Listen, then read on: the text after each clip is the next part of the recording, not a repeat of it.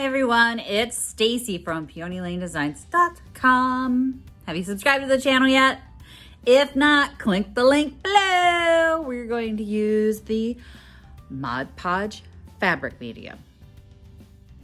Don't forget to click the subscribe button, comment down below, like this video, and click the bell icon to be notified.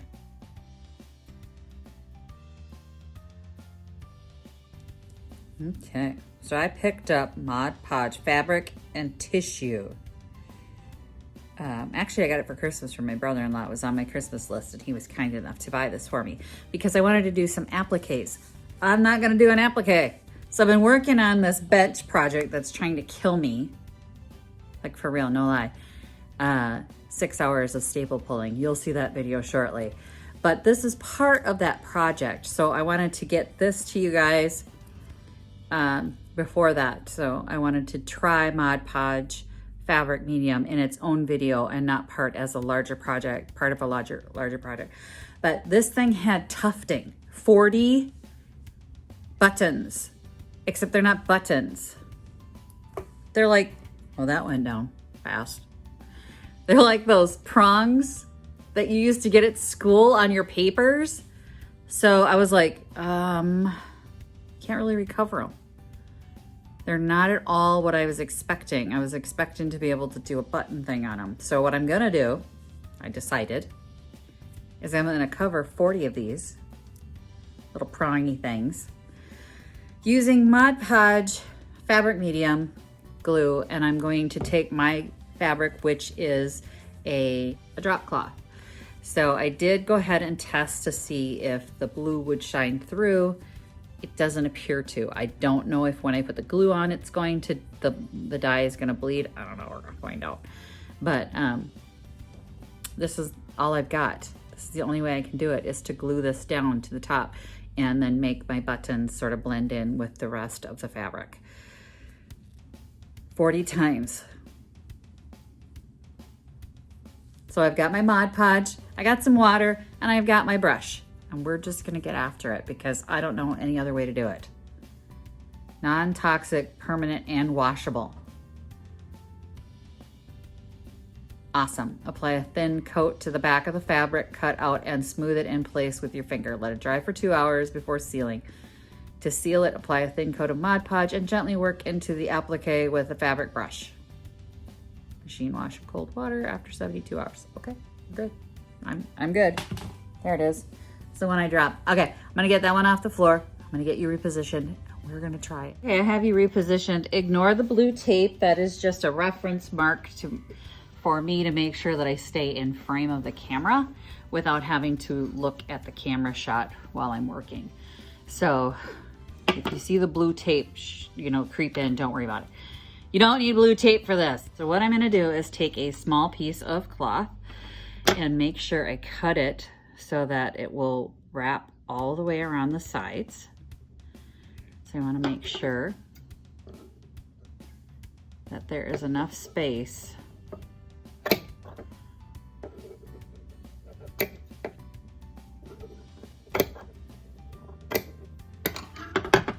I just kind of eyeballed that for it to go all the way around.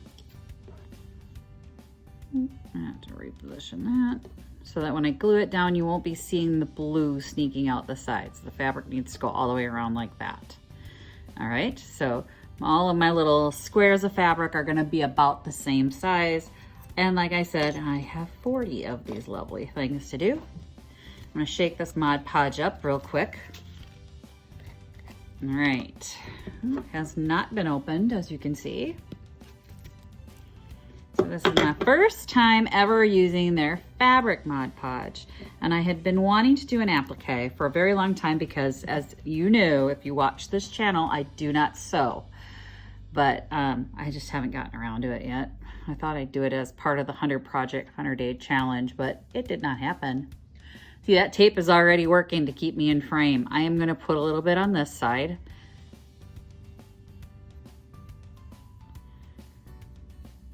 And then I'm gonna put a little bit on the fabric as well. This stuff's thick, y'all. She's thick with Tracy's. Somebody said that about my cat. Now I can't get it out of my head. That cat is thick with 3 C's. And I said 12. Just can't see him in frame. He's a big boy.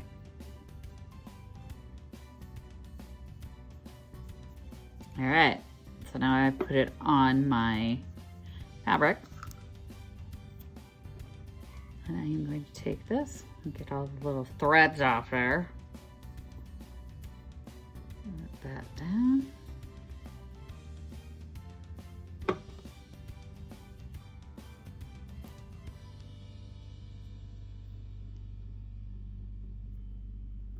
Tuck and hold, tuck and hold. If I need to trim, we will trim off later. Ugh, you know, I do not like the sticky. I don't like being sticky. Okay, good news. The blue is not bleeding through. Yay.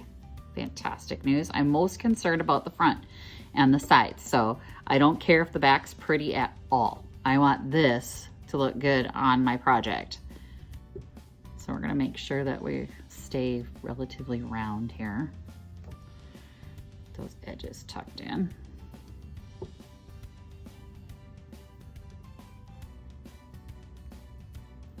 And I'm gonna hold that for a second, let it sort of cure. I think I need to get a piece of foam to stick these in to dry. I don't think it's gonna work to just leave them face down. Like, that's not a good idea at all. All right, let me go find some foam. Be right back. Found some pegboard that I'm gonna use because this should fit right in that hole. Let's try the next one. Let's set that one aside. We'll try again, try again, try again. I think I just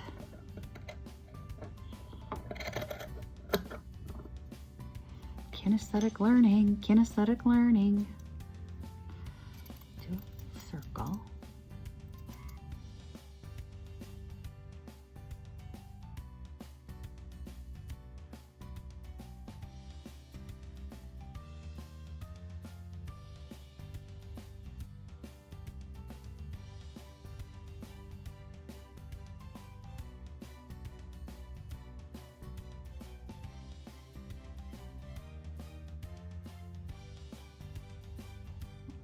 Note to self, do not buy felt upholstery. This is not working either. Come on, Mod Podge. All right.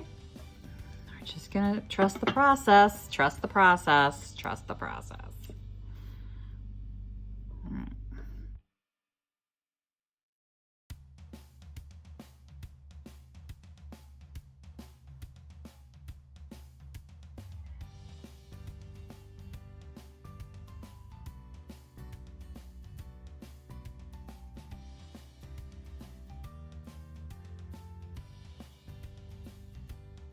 Okay, so I got them glued down and clear coated, or put the coat of over. I had one that wouldn't dry.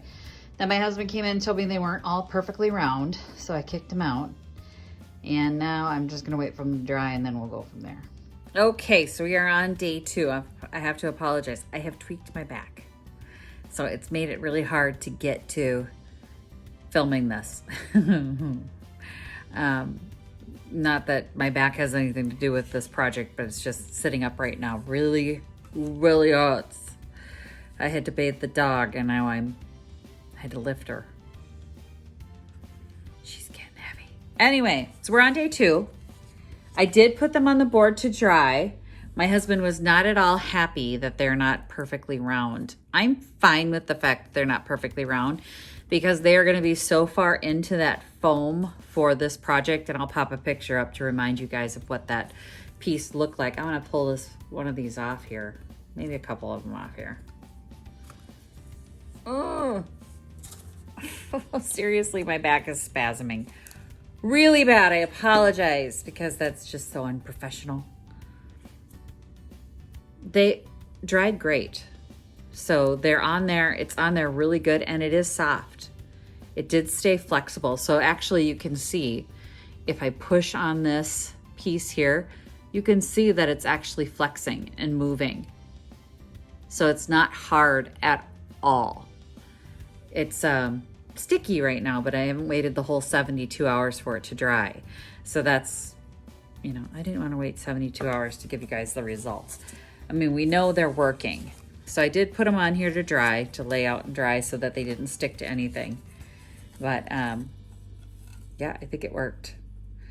I think I will be using this Mod Podge again. Not on buttons, but I want to do an apron for when I go to Junk Bonanza. So I have like a shop apron that just has Menards printed on it from the hardware store. And I wanted to make it more me. A little more me. So I think I'm going to do a little embellishing with the Mod Podge and the fabric. So we'll see, but this worked out perfectly. So that project is going to be finished now. Hopefully, I'm hoping my back's better tomorrow and I'll be able to at least get to the tufting part, because the tufting is going to take a really long time on this piece. Unfortunately, when you're tufting like this, you have to put the tufts in first and then sort of spread everything out and get it all lined up before you can actually staple everything down. And that's the putsy part. Not a fan of the putsy. But as far as the Mod Podge, oh, and there's one thing I wanted to mention, the Mod Podge for the fabric. So for appliques, this didn't smell like regular Mod Podge. You know how regular Mod Podge has that musty smell, like a musty basement, and you every time you open it up, you're like, it takes your breath away because it kind of stinks. This didn't have a stink at all that I could tell. And I don't have the Ovid. So it's, don't laugh because it hurts my back. It really does. So sorry.